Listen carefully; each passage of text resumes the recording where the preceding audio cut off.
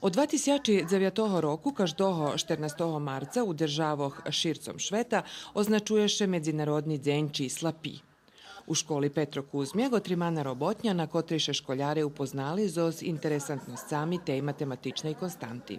Mi imame u školi STEM klub, odnosno klub prirodnih naukov i matematiki, gde nam ideja, že by sme prez interdisciplinarnosť promovovali rižni naukovo koncepty. Takže sme počali s tým, že sme pi predstavili z boku jednej druhej nauky, a to biologija, a vecka sme dakus dotli i matematičných stvaroch, že by sme teraz zakončili jednu geometrijnu vežbu. U biologiji jest rižni formy, ktorý môž vyrachovať sprejk konstanty pi.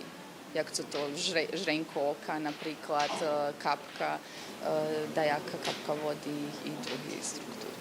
Otim jaku popularnost zdobulo toto číslo švedoča i zmahanja u pametanju co vecej joho decimaloh, kotreše razročno otrimuje u državoh šircom Šveta, ta i u našej.